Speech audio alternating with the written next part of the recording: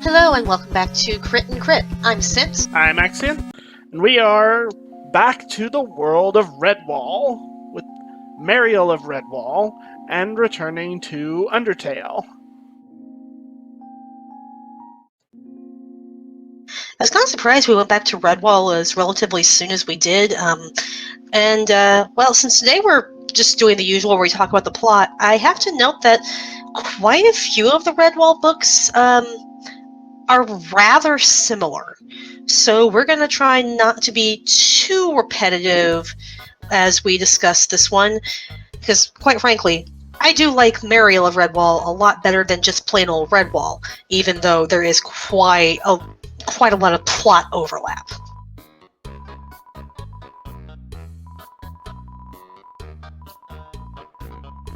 But yeah, to start off, so Redwall has its timeline of sorts, with Redwall being kind of like the present day, and then several subsequent ones with recurring characters and a clear timeline, and then others that are just prequels, stories in the past. And Mariel of Redwall is one of them, because it explains the presence of something rather important at Redwall and how it got there. Specifically, the bell. The bell that Matthias used to kill Clooney the Scourge.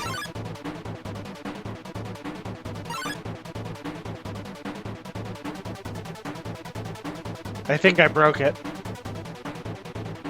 I mean, this game is going in the snail's pace.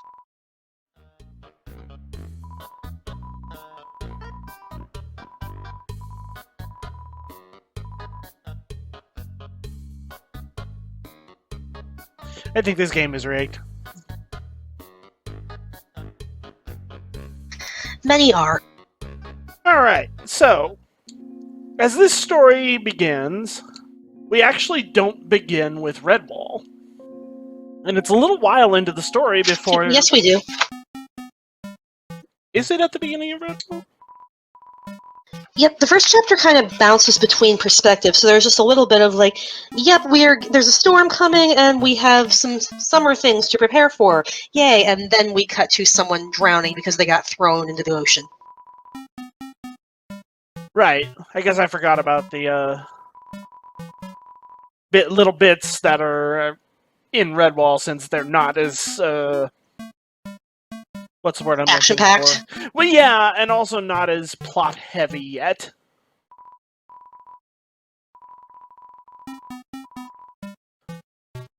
But yes, the majority of the early chapters are focused on the unfortunate exploits of a young mouse who is caught in a storm, nearly drowned, and washed up on shore. Yep. She has no memory of who she is. She has vague memories of how she got there.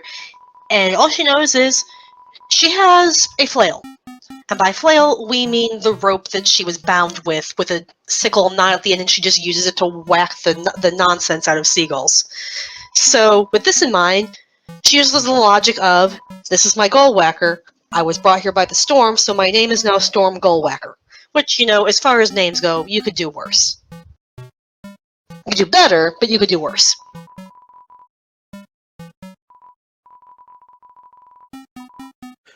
So Storm makes her way across the wilderness, and she's not even technically in Mossflower country yet. She's on a beach territory.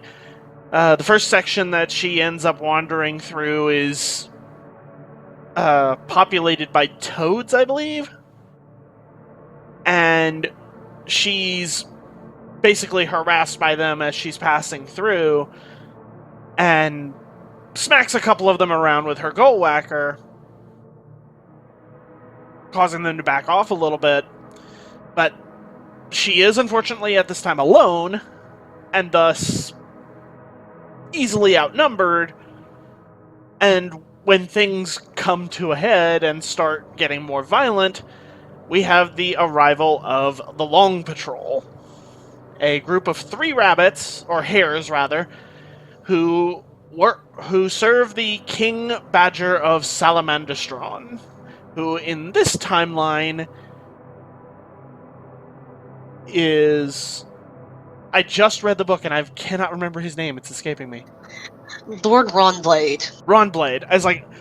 I kept wanting to say Rawhorn, and I'm like, no, that's wrong. I know that's wrong. Yes, Lord Ronblade. And with their help, the toads are swiftly routed, and they swear vengeance and run off.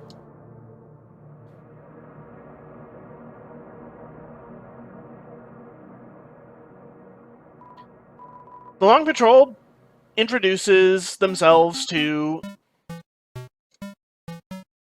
Storm, and she to them. And they obviously have jobs and stuff they need to do, so they can't exactly escort her to Redwall.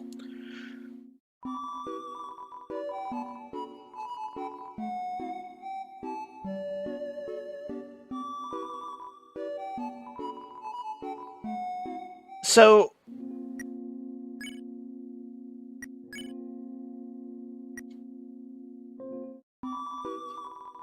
they take her to meet a local squirrel named, I think it's Pakisanan?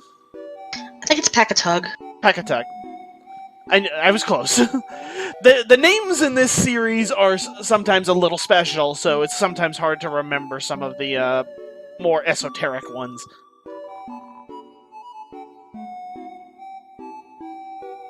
Yep. Like, I'm pretty sure a lot of the minor villains are just Mad Libs. Yeah, but that's pretty standard for sea rats, as we learned in the first book.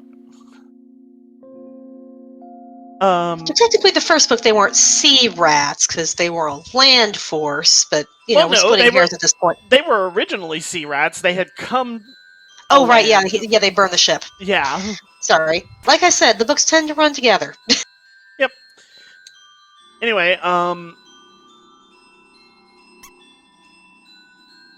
Packatug is basically badgered into helping Storm get to Redwall, and their partnership does not last. Yep, Packatug refuses to feed her and basically just treats her like crap the whole time until Mariel finally gets sick of being treated, rightfully so, like so much garbage, smacks him with her rope, takes half of the food that he wasn't going to let her have any of, and tells him, screw you, I'll find Redwall on my own. He is fine with this. And she does find Redwall on her own.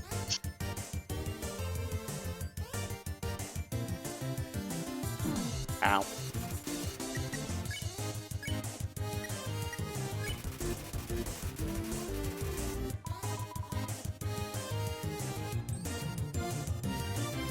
Well, more or less, because she runs into another hare, a bard named Tarquin, who is absolutely head over heels with one of the Long Patrol hares we've met earlier, Rosemary, who is best known for her laugh. Oh lord. Yep. A very loud, very excitable laugh that I don't really think I can even properly mimic. And yeah, I'm not gonna try either. And this is with the book like in front of me. I don't even think I could do it. I'm reading through it and I'm not really imagining what it's supposed to really sound like. I'm gonna be honest, my best guess is, you know the Looney Tunes Witch Hazel laugh? You know what? I can see that. I can see that being how it's supposed to be. Yeah, I can imagine something like that. But, yeah, anyway. So, since Tarquin's heading there anyway, he and Storm make their journey there, and they are welcomed because it's Redwall, and as long as you're not an open threat, we're not going to chase you out.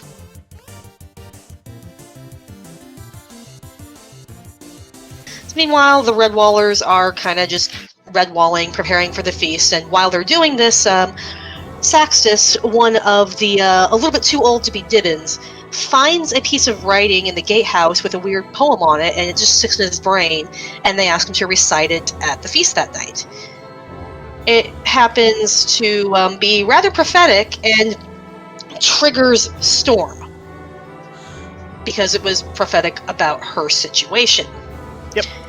So they take her to the infirmary, give her some medicine to induce sleep/trance, which allows her to stream of consciousness recall the memories that she couldn't while awake, where they learn that she is actually named Mariel, daughter of Joseph the Bellmaker, and the two of them had been delivering a commission of a great bell to Salamandastron as ordered by Lord Ronblade when they were attacked by the pirate king Gabul.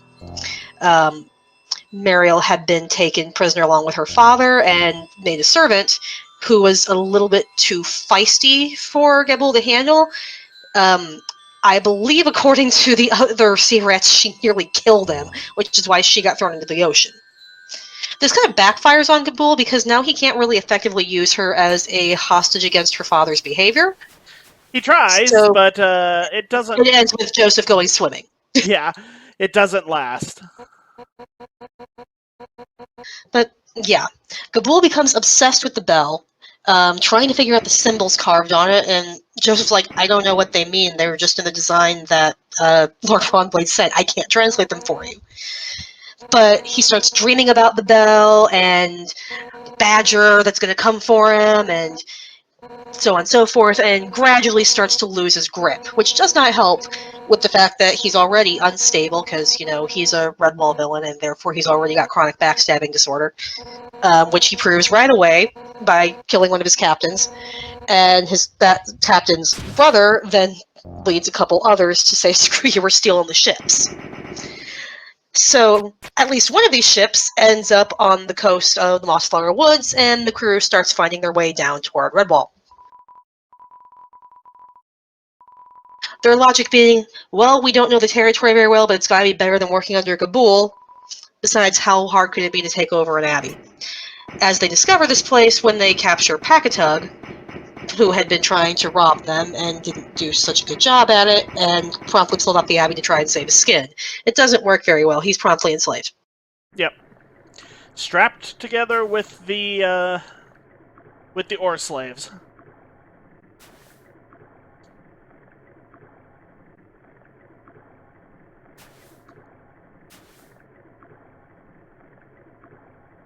I don't remember how to proceed. Am I supposed to go? Oh! I am supposed to go back.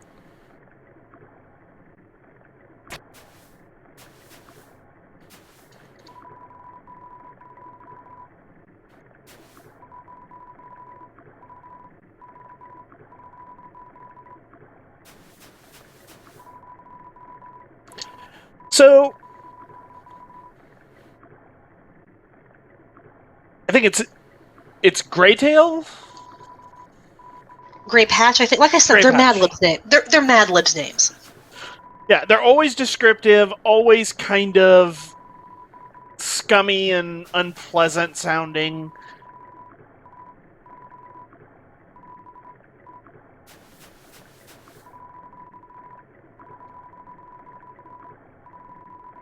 So, Grey Patch sets up camp near Redwall and generally kind of does the same things as Clooney the Scourge tried in the first book.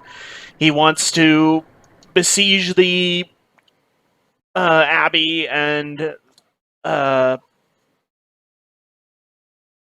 take it for his own.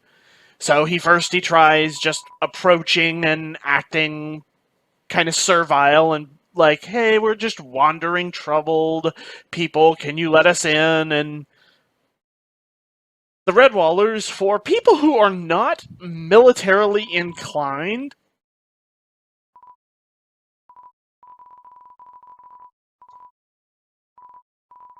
they're really good at defending themselves. And admittedly, they have an extremely fortified defensible position.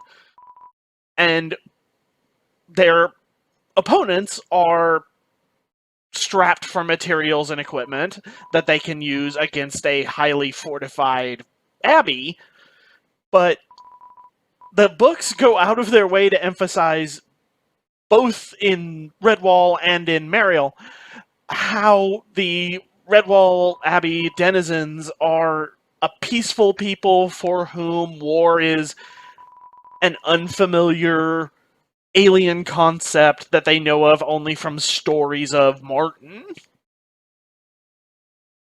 But they throw spears together, hammer their plowshares into weapons, make slings and bows from available materials, and they hold their own against the first attacks of the sea rats.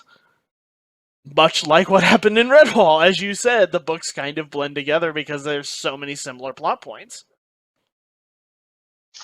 Yep, but what makes them different is their protagonists. So primarily, of course, we have Mariel, but we also have a couple others from the Abbey. Dandin, who is the descendant of Gonth the Mouse Thief, who I believe is a character in Mossflower that we will get to eventually. So another legacy character. He gets to carry the sword. And Dury, who I believe he's a mole? Or is he He's a hedgehog. hedgehog? Sorry. Yeah. Who was just like, yeah, I'm going to go help too because I don't want to be a cellar hog for the rest of my life. So they set off to go find the bull. So, And Tarquin. Yeah. And Tarquin. Yeah, Tarquin gets to go with him because, well... He is a hare, and goofball bard that he is, yes. He is still a capable warrior like most hares. Yep.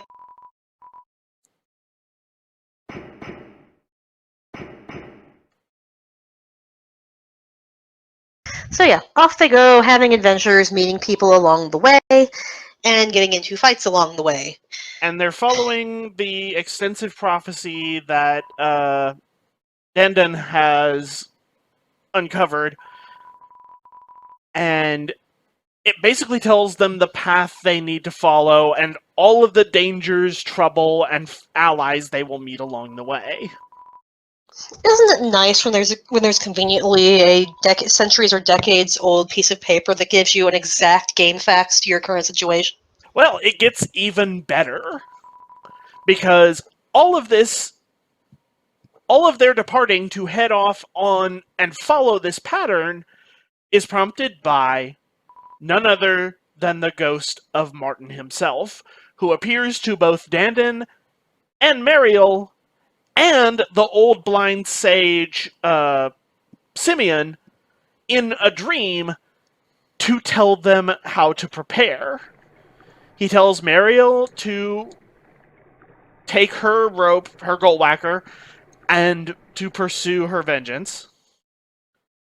I need to find a save point because my HP is not good. He brings the sword to Simeon, and Simeon takes it to Dandin's room and leaves it with him while he's sleeping, and then Martin's ghost in Dandin's dreams tells him to go with Mariel. So all three of our, well, two of our protagonists and one of the primary supporting characters, Simeon is an older member of the Redwall court, for lack of a better word. I don't want to fight.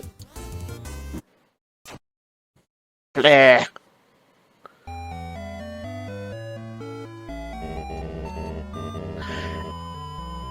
Two of the main characters have been given basically a divine message to pursue... Oh, I'm all the way back here. Grief. I'm gonna have to do all those scenes again, aren't I? It's okay, because you're filled with determination.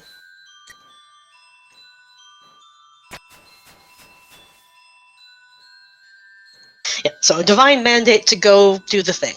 Yep.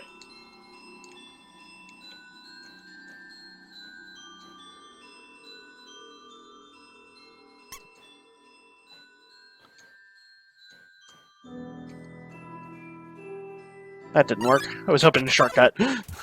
Oh well. But yeah, perhaps somewhat predictably, the small group does not actually succeed right off the bat. They get separated. A couple of them actually get taken captive by the pirates. Yep. So, minor setback. They try to commandeer a pirate ship that had been...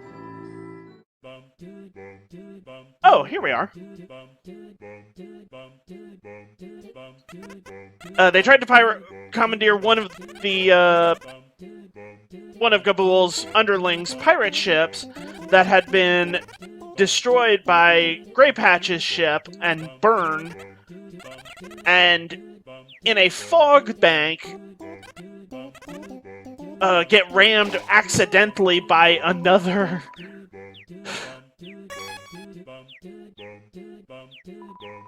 ship, and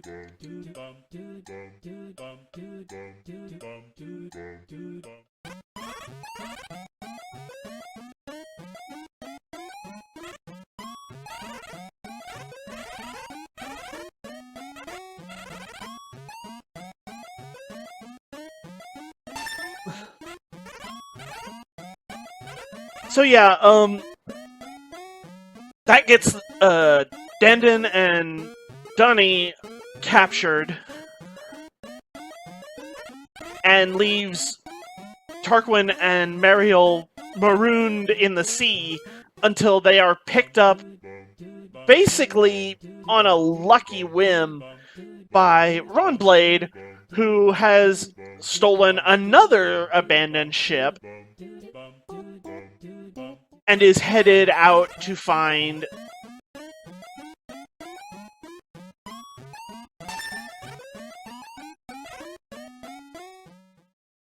the pirate island of Terramort.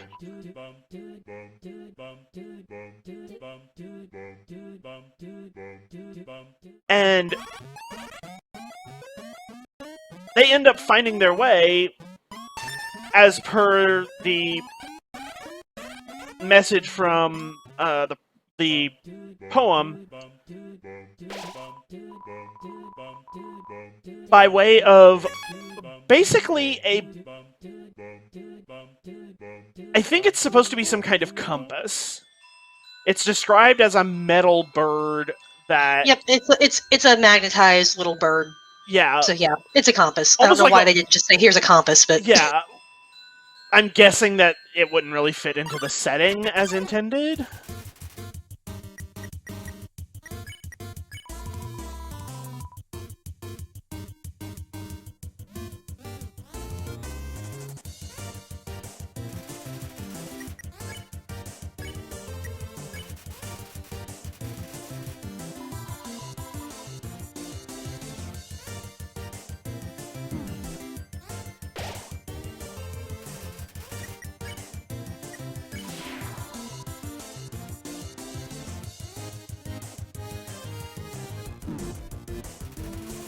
I lost my train of thought.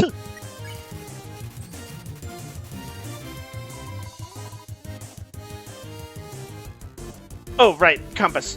And this compass is somehow pointing straight to the island where the pirates are headquartered in Terramort. I don't think it's pointing straight to the island. It just says, it points north. It points north. It says northwest is true. So no, it's not pointing straight to the island. It's just a compass. Yeah, it points north like a compass. Yeah, you're right. And they're heading northwest, so they use that to get their bearings and head into the pirate island since they have one of the stolen ships. Yep, and you're right. It doesn't fit into the setting because this is a thing of great magic. You could be going anywhere in dark or foggy, it would guide you, see? So yeah, compass is magic apparently.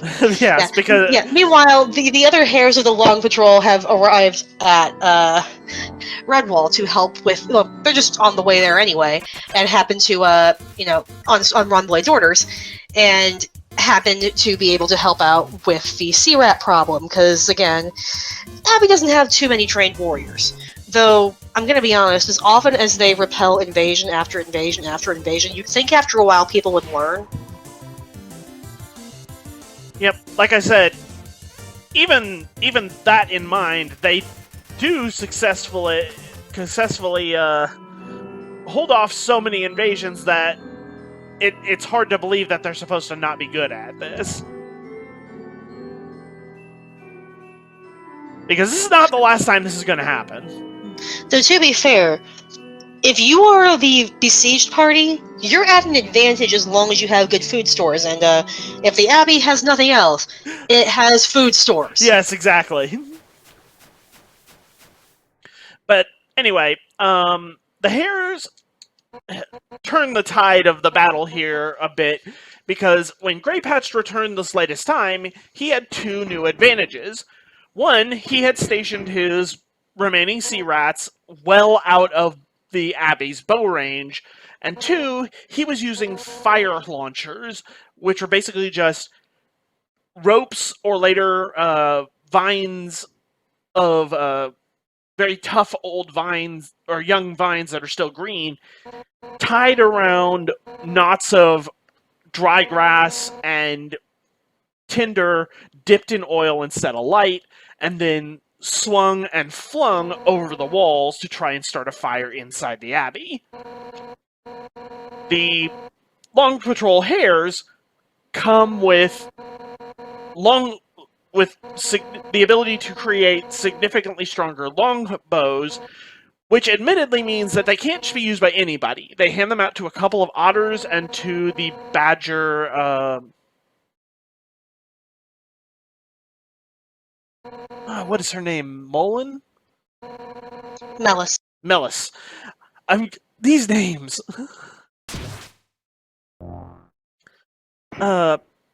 Because they're the only ones that are in the entire Abbey that are strong enough to pull the bows besides the hares. And with those bows, they're able to hit some of Greypatch's troops or crew, despite how far out they are. And in the following few days, the rabbits do various raids on their camp to rescue some of the ore slaves. First, the rabbits go down and just cause mayhem and snatch away a couple as they flee. The second time, they take a team of the four mole and his moles, and while the hares are distracting the pirates, the moles dig underneath their camp and basically pull the slaves down into the tunnels they create. And then finally, in the final stretch, Greypatch has finally given in to the complaints of his crew and the mayhem and death and catastrophe that has been wreaked on what's left of his people, and decided, no, we're gonna scavenge for food and then we're gonna head back. While we're scavenging for supplies, we're gonna build a really tough cage to keep the remaining slaves in. And this results in the hares having to make a last stand where they cause what mayhem they can. They get a knife to the squirrel Packatug, who's been chained up with the ore slaves, who, while they're fighting, is able to cut open the cage and get the other slaves to the otters, who are backing up the hares as a rescue team. Or not otters in this case, it's the squirrels. And then Packatug and the three hares do this final stand where they kill a massive chunk of the enemy forces, but two of the hares and Packatug are killed in the process, and the third hare, Rosie, barely gets away, only to be rescued by Melis and one of the otters the next morning when she's basically on death's door, trying to get away in the forest. While another squirrel, Old Tom, follows the various divided up groups of pirates who, at this point, have been just trying to leave and get back to their ship. And some he picks off one by one, some he directs away from the abbey, and some he leads into death traps, such as leading them into the river full of pike or into the lair of a heron that Mariel's group had to deal with previously on their way out. And this results in pretty much the death of all of Grey Patch's crew, including himself. Yep.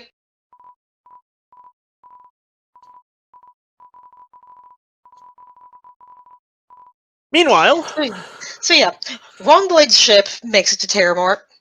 We find Joseph's resistance at Terramort. Yeah, so everybody's at Terramort now, and Gabool's about to have a very bad day. Yep. Gabool has kind of sequestered himself up in his chambers with the bell, which he has reached the point of hallucinating that the bell is ringing at him when it's not, to the point that his other crew, who have recognized that their king has completely lost it at this point,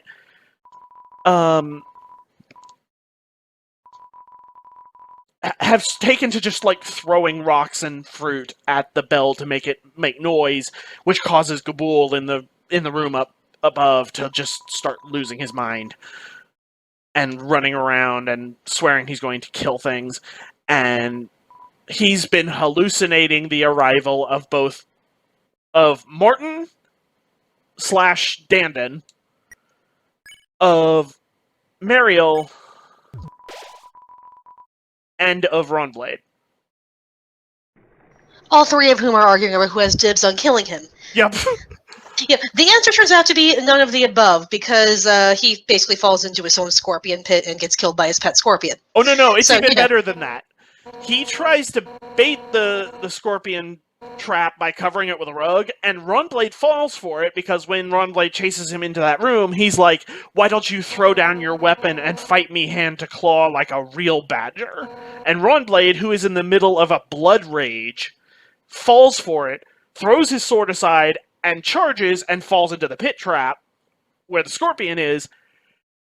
And then, because he has a sudden vision of Martin warning him of what to do, he grabs the scorpion by the tail as it's coming to sting him and hurls it out of the pit, and it lands on Gabool and kills him.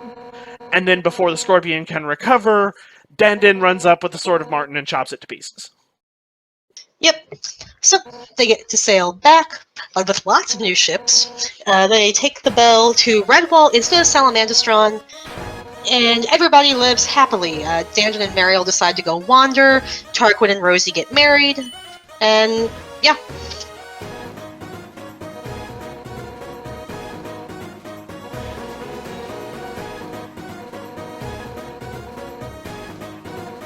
That's about it. And the story ends with the writing of the new abbot, Saxton, after the old abbot retired. And he reveals that the secret badger hieroglyphs on the top of the bell that nobody knew what they meant was actually a prophecy given to Wrongbade, stating that the bell would not end up at Salamandastron as intended, but it would go to Redwall. And Doesn't you hate when that happens? You order something on Amazon and it comes with a prophecy that you have to give it to somebody else? And 1 star. And he also reveals that one of the squirrels took the sword of Martin after Dandon left and climbed up onto the roof and tied it to the weather vane putting it where it needs to be for the beginning of the story of Redwall. Oh, I got a save point here the whole time?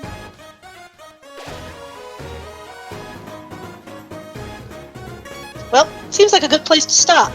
Until next time. See you then.